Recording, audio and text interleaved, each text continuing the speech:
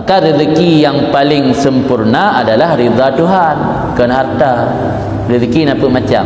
Rezeki paling rendah harta, iaitu nyan afiah, kesihatan, iaitu nyan salahul abna, lebih kesalehan anak, iaitu nyan lam ridha Tuhan sekalian alam.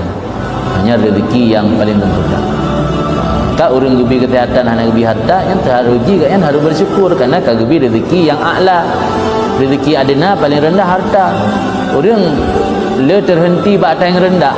Karena yang rendah mungkin yang air jangkau, yang banyak air jangkau. Kak anggap yang rezeki harta, sehingga tiada harta, hana rezeki tak. Padahal afiahnya rezeki paling raya. Afiah gebi kesihatan oleh Allah, lam jamuk tengun ke. Nafah hana payah geblo, darah hana payah transfusi. Alian jangankan broken sakit mupilek hana, lam angin ke hana pilek. Mana orang yang nak harta bio kena angin kak lewro hana debit. Di imunitas kurang. Hana afiah, hana kesihatan. Harta le kesihatan hana. Maka yang paling tinggi rezeki kan harta bebu adalah afiah. Iaitu nyan lebih kesalehan anak. Karena punya anak saleh yang bermanfaat sampai dia mati. Dan tip dan trik agar istiqamah.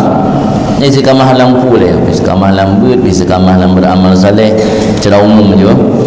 Yang ijazah dari Habib Umar Rayyan menyo amalan agar istiqamah.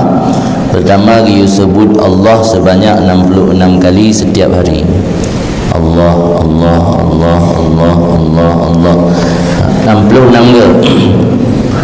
Kalian baca surat An-Nas 7 kali pada waktu pagi, 7 kali pada waktu petang.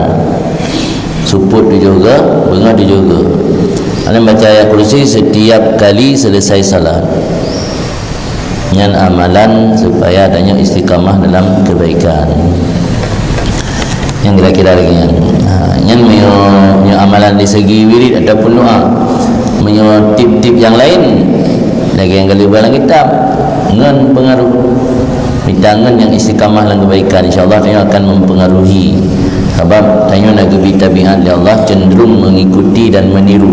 Tabiat manusia cenderung mengikuti dan meniru. Jadi ketika ngan yang istiqamah, tanya juga akan terpaksa untuk istiqamah.